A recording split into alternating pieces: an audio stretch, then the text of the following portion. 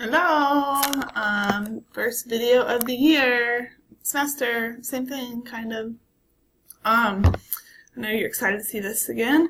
You're gonna get a lot more kind of videos this semester because online videos because I didn't want to make you do bookwork the whole time I was gone with the sub.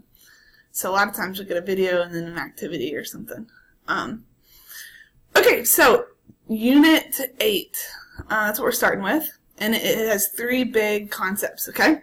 It's got motivation, emotion, and stress. They kind of put all those together. So, yeah, I think it's a good time to have motivation to start with this chapter because a lot of you need it right now, trying to get off your sleep schedules from break and trying to get motivated again before graduating. But I do want to encourage you to finish strong.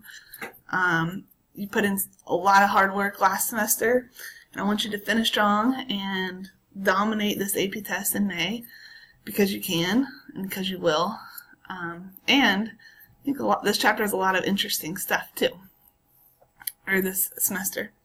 Okay, so motivation. So what we're going to look at is what motivates us, different things, different aspects that motivate us. All right? I'm going to start with a video.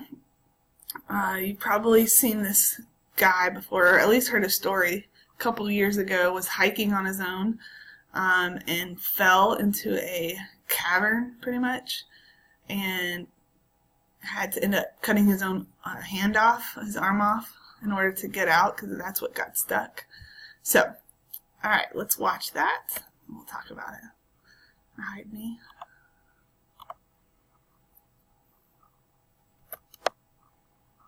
His story captured the world's attention back in 2003. Aaron Ralston was hiking in Utah when his hand and forearm became pinned between a fallen boulder and a canyon wall. Yeah, that's a real picture of him there, with his arm trapped in the wall. After being trapped for 5 days in excruciating pain, Aaron saved his own life by amputating his own arm. Now his compelling story of survival and self-discovery has been made into a new film starring James Franco entitled 127 Hours.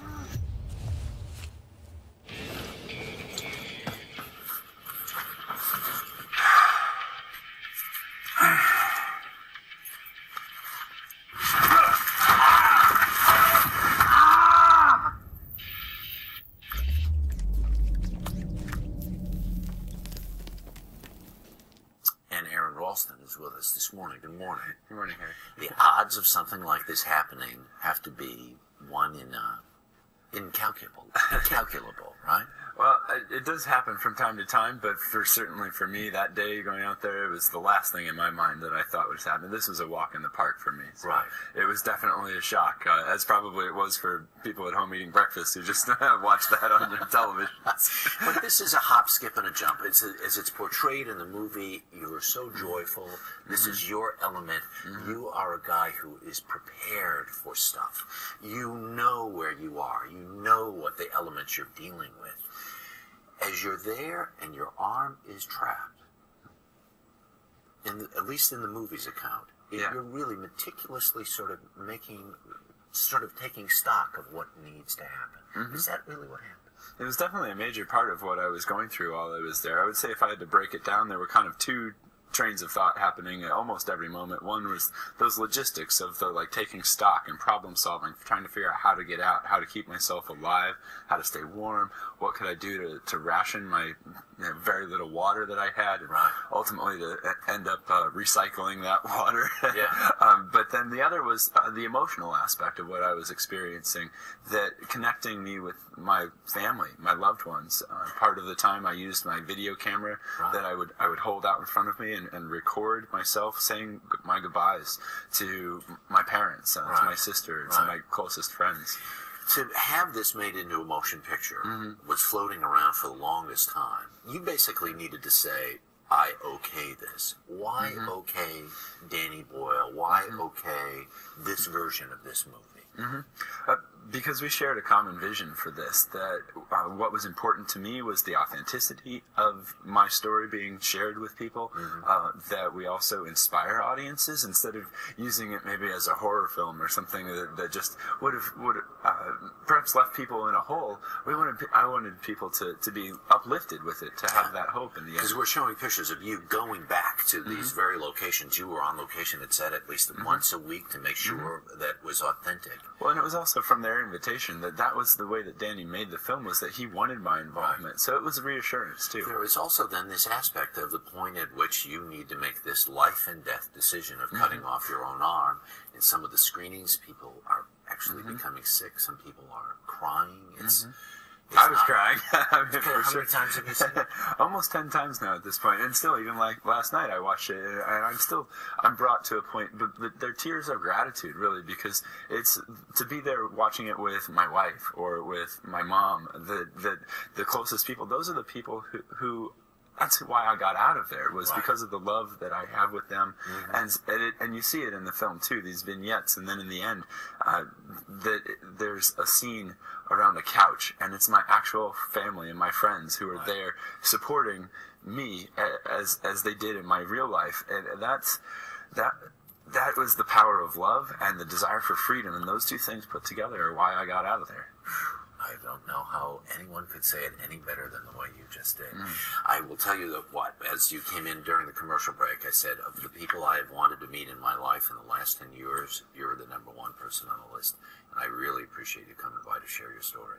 I appreciate it. I appreciate what Danny Boyle did to share this story with the world. So it's a very, very powerful film. 127 Hours is the name of it. Aaron Ralston, pleasure to meet you. Yeah, thank you. You bet. All right.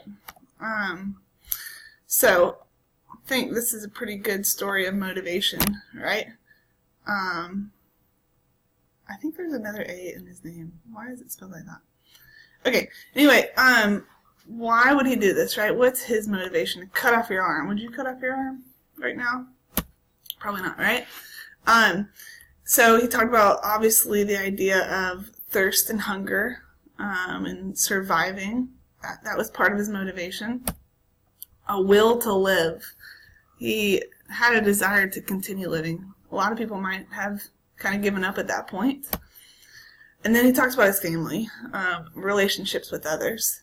So I think these in general are some pretty strong kind of backbones and cornerstones of our motivation in life. So your technical definition here, the need or desire that energizes behavior. Right, so something that is energizing you to take action and you gets directed towards a goal. All right, so we're going to talk about 4 different theories, so I want you to take out your notes.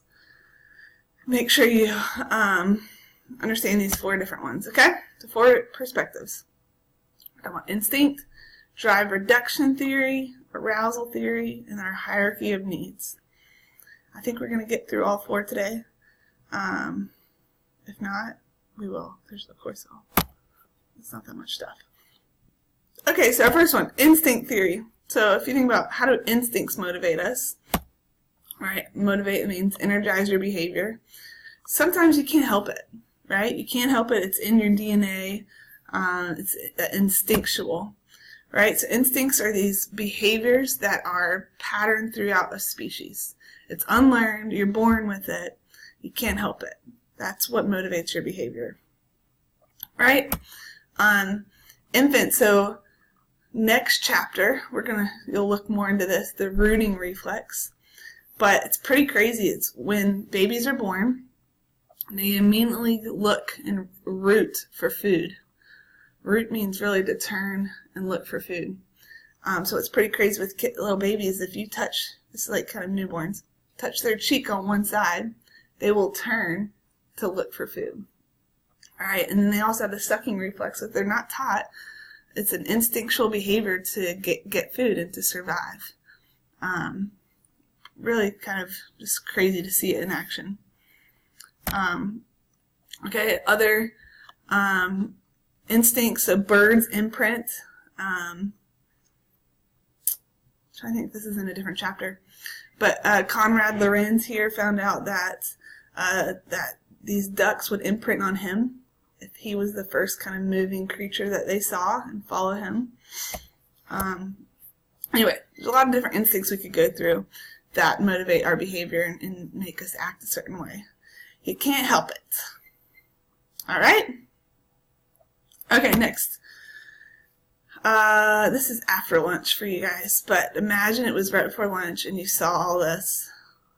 Some of you are just like, pizza, right? Or look at that ice cream cone, or look at that burger, or look at that salad, whatever it is. And your mouth begins to salivate, right? So does food motivate you? Probably so, right? If you're a human, probably so. So this one is called drive reduction theory. And it's basically, we act a certain way to reduce our drives. Okay, so here's your main idea. We have physiological needs. So a need is something you need to survive. Okay, physiological need, your body needs it to survive. Okay, and that need creates a tense state, an aroused tense state that's going to be called a drive. So like when you don't have that need, it's going to create tension in your body, right? And that tension is called a drive. And so what do? You reduce that drive, right? So that motivates an organism to satisfy or reduce that drive. Okay, so I want you to kind of draw this out. There should be 3 little stages, 3 boxes. You have a need, a drive, and then you reduce the drive. Okay, so need, what do we need? We need food. We need water, right? And then your drive is your hunger drive or your thirst drives. So when you're thirsty, it creates that tense state. Or you're hungry. Gosh, Haley yesterday was hangry. A girl can get hangry for sure. So she's got hunger, and then we reduce that drive by doing something about it. Okay? It bothers me that it doesn't get the whole slide in there. All right. One question I like to ask students is, all right, food and water, what else is there? What other needs are there and drives? And a lot of times I hear the sex drive, because that's how you hear it worded, the sex drive, like sex drive. However, that doesn't apply here. Why? Because despite what many people might think, you will not die without sex. Therefore, it is not a physiological need. I know it's hard to understand, okay? So, sex is not a need because you will not die. Now, can it create an aroused tension state? Yes, right? But no death there. Sorry. You got like monks and nuns who go for their whole life. They don't die. Okay, any other ones? So one is sleep. We have to have sleep, or actually they found you will die without sleep. So the need is sleep. The drive is you're tired, feeling sleepy, and so you satisfy that need by going to sleep. Right? Okay. Cool. Now one aspect though about this is that sometimes you have a need, but you may not need it at that time period. So let's say, like, for example, food, right? You have a need, but you ate like an hour ago, so you don't need it. You're not going to die right there. You don't have that tension state. But things can push you towards reducing that drive, even if you weren't really hungry, right? Oh, shoot, that's the next slide. I'll go to that and I'll come back. These are called incentives, okay? So basically, a positive or a negative environmental stimulus that motivates your behavior. So they push you to reducing your drive or pull you away. So for example, with the food thing I just talked about, if you smell bread, right? It's going to affect that hunger drive. Oh, I'm hungry now, that kind of thing. I don't know if there's much better than fresh bread. It's pretty delicious. So incentives are kind of things that push or pull you away in order to reduce your drives. Okay? Now, all this goes to homeostasis. And I know that's the word you learned in like 7th grade or 6th grade. But homeostasis is keeping your body, right, at that steady internal state. And that can be with water, with food. It can be with temperature, right, kind of your internal body temperature. So, if, for example, when you get cold, what does you do? How's that sentence? What does you do? What did you do? You put a jacket on, or you can just complain. Putting a jacket on is getting back to homeostasis. All right, fun trivia question, review question. What part of your brain has to do with homeostasis?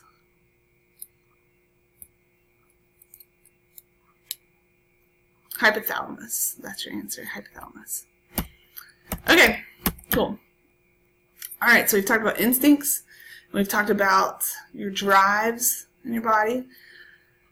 Well, why did Beethoven write a symphony? Was it because it was an instinct? No, that's not passed down. Or I didn't get that gene.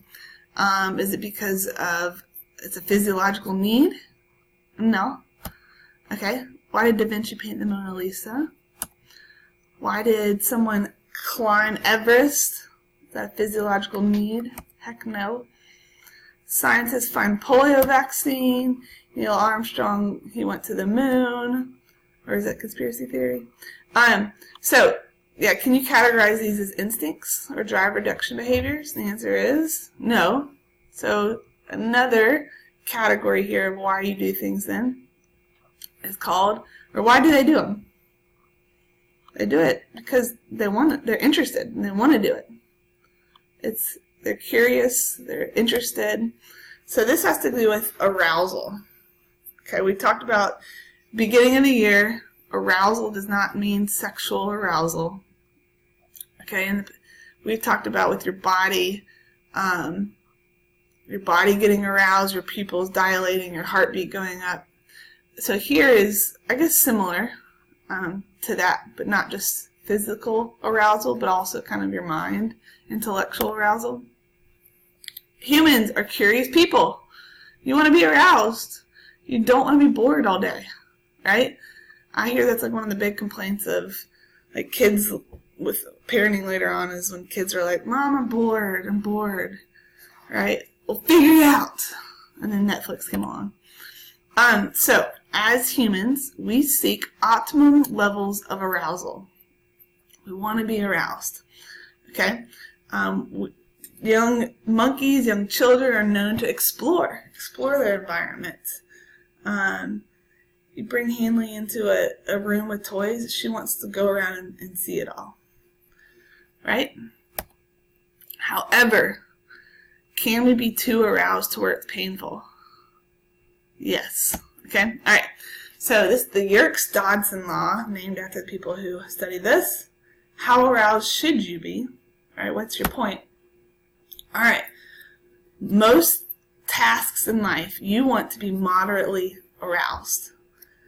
That leads to your best performance, right? You don't want to be crazy stressed out, aroused, and you don't want to be kind of that bored. Most things you want to be that middle level. So if you think about a test that you're going to take,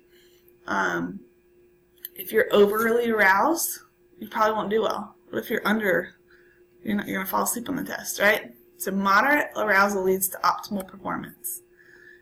Except on difficult, if something's very difficult, it's actually better for you to have low arousal. Okay? So if it's a really, really hard task, so let's say a soccer game. One of the most difficult tasks in a soccer game is the penalty kick. Even though it appears to be, okay, look, you're only 12 yards out, you're shooting what you do all the time. There's so much that goes into the penalty kick that makes it difficult. So they actually want very low arousal on difficult tasks. Bring your arousal down, calm it down so you can focus. Okay, now on an easy task, something that's really easy for you, you want high arousal. High arousal actually gets you even more pumped up, and you can do it with ease. And that's why, like, some tasks, like in a soccer game, if you're just passing a ball and the crowd, you want the crowd to go wild and that kind of stuff. Okay, so here's a little graph for you.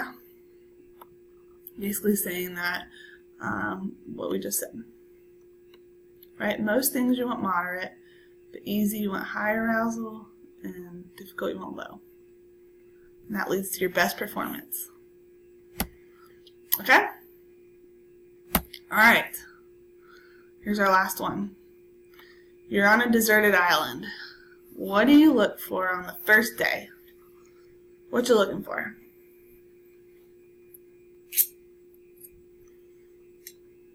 I wish I could hear your answers. I'm just going to tell you mine. First day, I'm probably looking for something to eat. Whole day, I'm going to be hungry. I'm going to go find something to eat. Okay, and water. Right? Alright. You've established kind of your food source. Now what? You're there for a week. Maybe, have you ever seen the show Naked and Afraid? If it sounds weird, it's a little bit, but it's still fascinating. They're stuck on in a crazy place for 21 days. Anyway, okay, the next thing, they look for a good shelter. You gotta build a good shelter, maybe away from snakes and that kind of stuff. Alright, now you're there for a month. That sucks. What now? Has anybody seen the movie Castaway with Tom Hanks? You know what he does after a month? He makes Wilson. You know Wilson? Whatever. Alright. You've been there for a year. Now what? I don't know. I'm making a boat to get out. That's probably what I'm doing. Okay. So this last theory is called the hierarchy of needs. Okay? And this comes from this guy named Abraham Maslow. You got to know his name. He's an A-lister. Definitely will be on the test. Okay. And basically he said that we have needs, but there's a hierarchy. And some are more important than others. Okay? And things like physiological needs, those come first. And later you have things like love and self-esteem and that kind of stuff. So, he's got a hierarchy here. I wanted to show you this one at a time, but don't look ahead. Alright, so let's start at the bottom. What do you need first? This is something to definitely write down, okay? Physiological. That is first. You need hunger, thirst, your basic physiological needs come first. Alright? You know, if you've ever gone to school and you didn't eat breakfast or something, that that's all you can think about. You're trying to pay attention to class, but your stomach's rumbling or it's about to be lunchtime. That is a physiological need, and you can't think about other things. Okay. Then what's next are your safety needs. So now you have food coming in. Now you need to feel like your world is safe, and that can be a couple things. That can be like shelter, for example, or that could just mean finding a good feeling safe in your neighborhood, at your school. And if you think about that, if you don't feel safe on a daily basis, then your mind's not going to these next levels of what you need. All right, then he says the next one is belongingness and love. So this sounds cheesy, but we're going to dive deeper into this later. But yes, there are different levels of, some people will want a ton of friends, some people want like one friend, some people, but in general, do we seek out as humans some kind of belongingness, some kind of love? And the answer is yeah, right? Hopefully you get it from your family. That's the first, kind of the easiest place. Maybe it's not always easy. And if we don't seek that out, that's why you hear people like, oh, she's got daddy issues, and she seeks out all kinds of boyfriends and blah, blah, blah. But we seek out friends. We seek out maybe just one friend or a group of friends or whatever.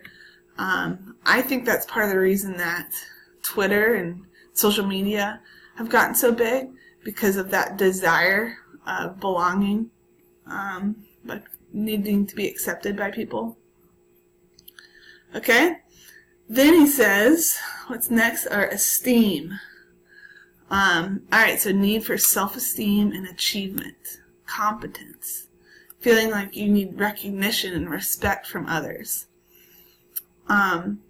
So this can be for you guys with school, right? It can be in a sports team, just getting that esteem from your coach, or even if it's like awards, to needing respect and self-esteem. And then lastly, self-actualization. That is his last one, self-actualization. And this is when someone lives up to their fullest and unique potential, kind of maximizing their life at their full potential.